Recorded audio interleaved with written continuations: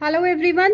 Last video में हम यहाँ तक पेपर बार्ट तक कर चुके थे और एक्स्ट्रा लाइंस जो हमें नहीं चाहिए थी वो मैंने आपको रब करने के लिए बता दिया था। तो हमारे पास ये 4 पार्ट्स आ गए हैं मेन जो हमें रिक्वायर्ड है, फ्रंट, साइड, प्लान, प्रोजेक्शन।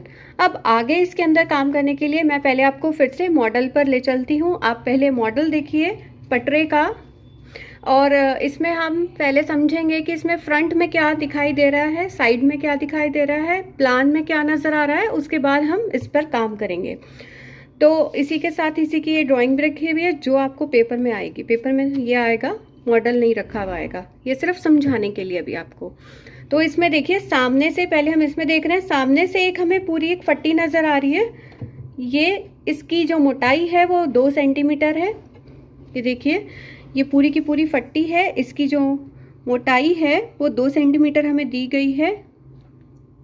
और ये इसके नीचे एक पावा लगा हुआ है इस फट्टी के नीचे किनारे से, जो इस फट्टी के नीचे आ रहा है।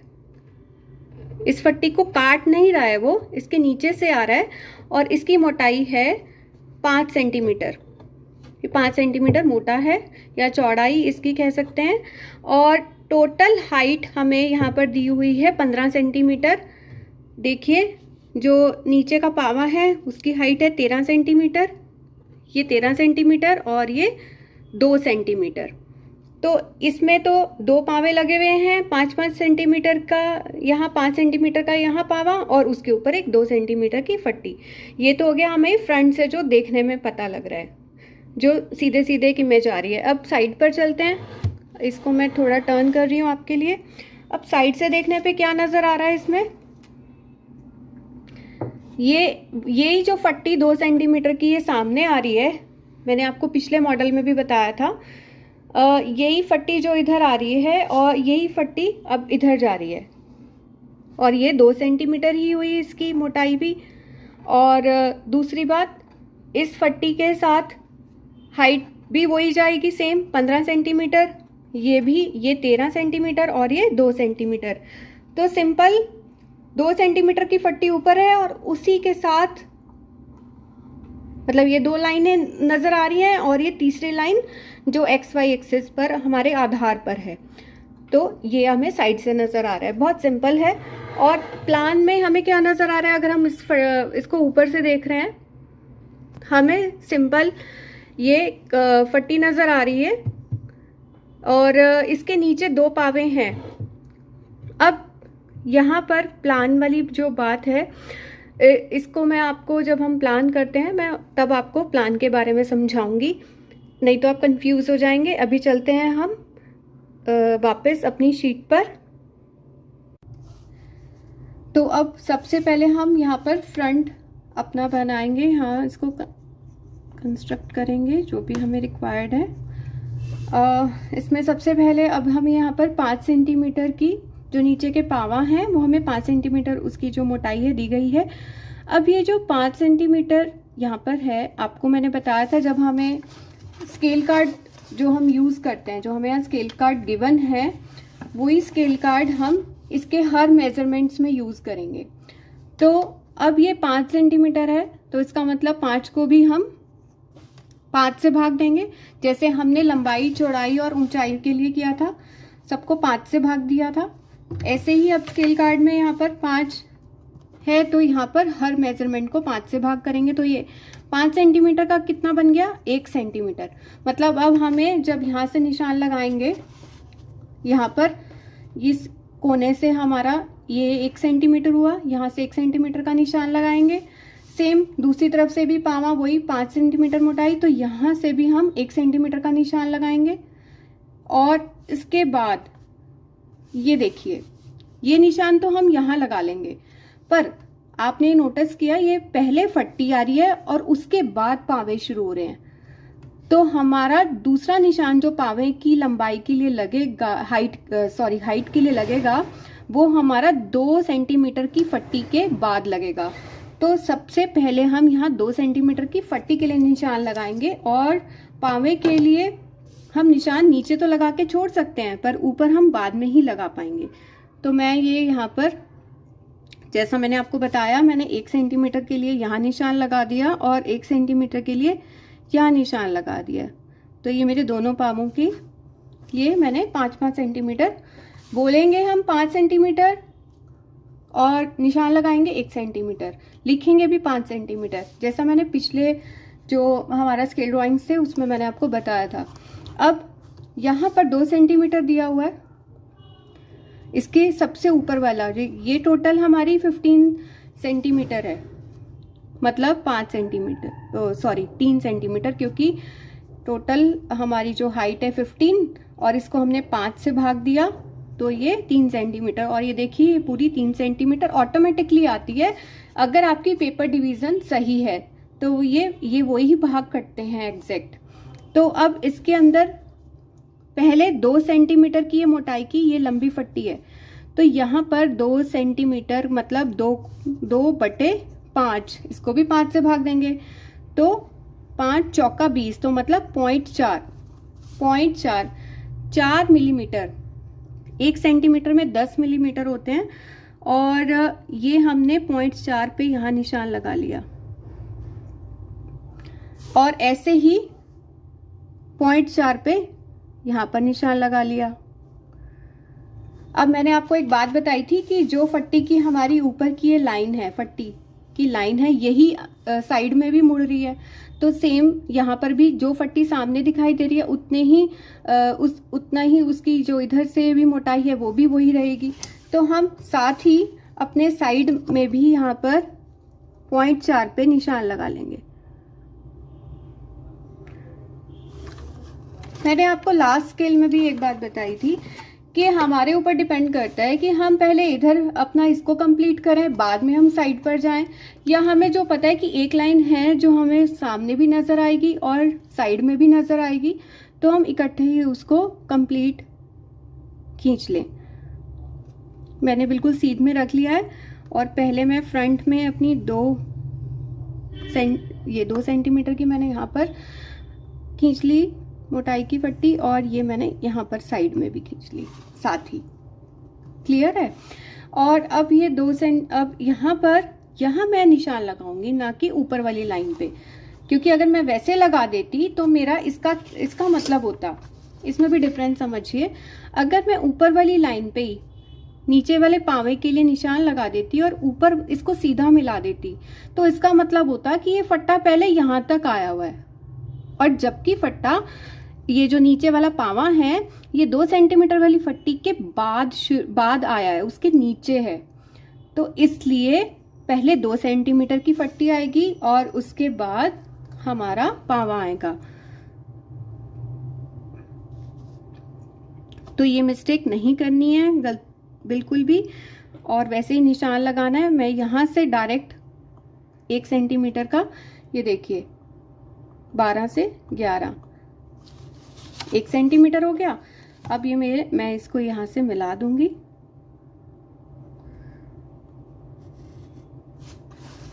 और इधर से ये मिला दिया।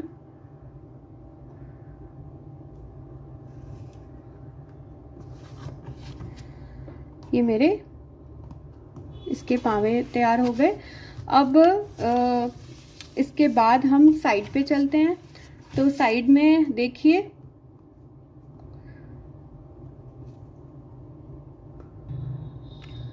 साइड में जब हम इसमें देख रहे हैं तो बस यही फट्टी एक नजर आ रही है और उसके नीचे ये इसका पावे की साइड नजर आ रही है, तो वही हमें यहाँ पर एग्जैक्ट नजर आ रही है जो यहाँ नजर आ रहा है।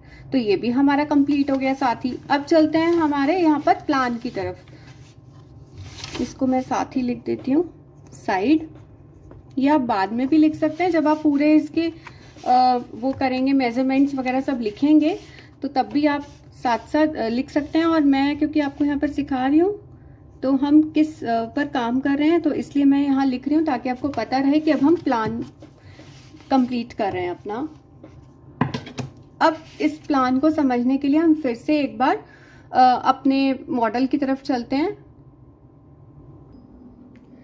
ये देखिए, अब इसमें ऊपर से प्लान मतलब जो हमें ऊपर से नजर आ रहा है, ऊपर से तो ये हमें पूरी की पूरी एक प्लेन फट्टी नजर आ रही है, तो ये एज इट इज तो ये आ गई। ये हमारे पास कैसे आ गई, ये ऊपर का वही ये हिस्सा आ गया रेक्टेंगल शेप में।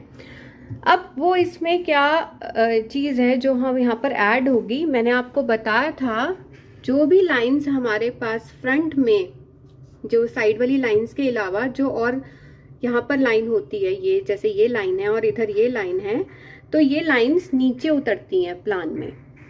जो भी लाइंस फ्रंट में, मैं बार बार रिपीट कर रही हूँ, जो लाइंस फ्रंट में हमें साइड वाली लाइंस के अलावा बीच में होती हैं, जो खड़ी रेखाएं होती हैं, वो नीचे प्लान में उतरती हैं। और इसका एक और रीजन भी है, अगर आपको इस ढंग से समझ आ जाए तो ऐसे, और नहीं तो अगर मैं आपको मॉडल के थ्रू बताती हूँ कि वो क्यों आती है। कि ये जो पावा है, अब आप ये देखिए, ये वाली लाइन तो इसी के साथ आ गई, ये तो हमारी साइड वाली लाइन है, और वो ये रही है, वो साइड वाली लाइन तो ये आ गई जो पूरी की पूरी आ रही है। और एक इस पावे की दूसरी लाइन भी है जो कहीं इसके नीचे है, मतलब ये लाइन अगर मैं यहाँ पर इसके सीध में लेके जाऊं ऊपर, ये और ये, तो ये सीधी लाइन एक पावे की है जो यहाँ इसके इस पट्टी के नीचे छुप गई है, पर है। तो मैंने आपको लास्ट अपने एच वाले स्केल ड्राइंग में भी बताया था, उसमें साइड में आ रही थी डॉटेड दानेदार रेखा, क्योंकि वो पीछे से आ रही थी, अब इसमें नीचे है। तो जब भी हम स्केल ड्राइंग करते हैं तो उसमें जो भी लाइंस या तो नीचे की तरफ होती हैं या किसी ऑब्जेक्ट के पीछे की तरफ आ रही हैं, मतलब या पीछे हो या नीचे हो। जो पीछे होती हैं, मान लीजिए अगर यहाँ पीछे की तरफ कोई फट्टी होती तो वो साइड में दिखाई देती है, और अगर कोई फट्टी नीचे होती है तो वो प्लान में नजर आती है। जैसे जैसे आप प्रैक्टिस करेंगे, ऑब्जर्व करेंगे, तो ये चीजें आपको समझ में आएंगी। तो यहाँ पर प्लान में ये दानेदार यहाँ लाइन भी शो होगी और यहाँ भी शो होगी। यहाँ क्यों शो होगी? यहाँ इस वाले पावे की ये वाली, इस वाली लाइन की ये वाली लाइन यहाँ शो होगी। तो हम इसको अभी बनाते हैं।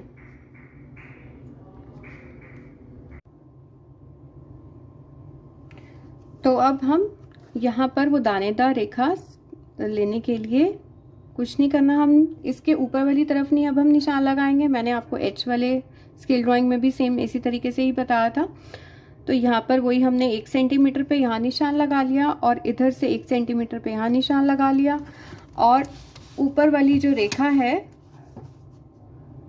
ये जो हमारी ऊपर रेखा थी एग्जैक्ट, और उसको नीचे यहाँ से मिलाते हुए यहाँ पर हमने दानेदार रेखा खींच ली। ऐसे ही इधर ऊपर वाली रेखा से मिलाते हुए और नीचे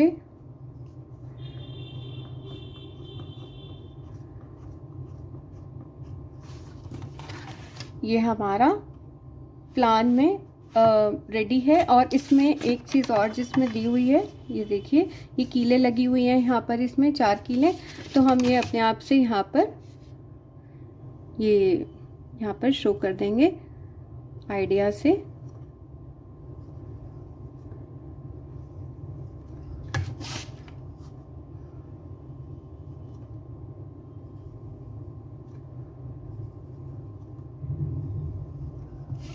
तो ये हमारा इधर प्लान रेडी हो गया है। प्रोजेक्शन में कुछ नहीं करना, लास्ट जैसे हमने एच के लिए एच स्केल ड्राइंग में किया था, ये दोनों लाइनें हमारी दानेदार आएंगी। और इसमें हम इसके ये जो वर्ग ये आप देख रहे हैं, ये वर्ग शेप ही है, और इसके विकर्ण को बस हम यहाँ पर आपस में ऐसे मिला देंगे, यहाँ पर एक बिंदु से दूसरे बिंदु को। और ये हमारा प्रोजेक्शन। इसके बाद ये हमारे चारों पार्ट्स रेडी हैं। अब इनका सिर्फ हमें मेजरमेंट्स यहाँ पर लिखनी है, और इसमें जो जो हमें दिया गया है, जैसे ये टोटल हमारी जो इसमें लेंथ है यहाँ हमें दी गई है, तो हम यहाँ पे लेंथ मेंशन कर देंगे। यहाँ से एंड पॉइंट तक ये टोटल हमारी 60 सेंटीमीटर हमें दी गई है, और इसकी ये हमें 5 सेंटीमीटर दी गई है, 13 सेंटीमीटर है यहाँ पर। तो यहाँ से यहाँ तक इसको 13 सेंटीमीटर, और ये वाली हम ऐसे लिख देंगे 2 सेंटीमीटर जो हमें मेंशन है यहाँ पर।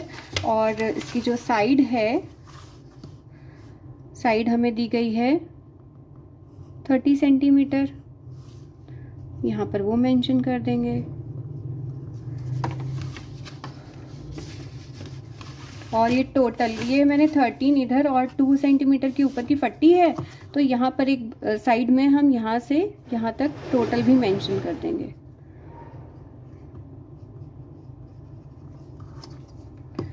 15 सेंटीमीटर।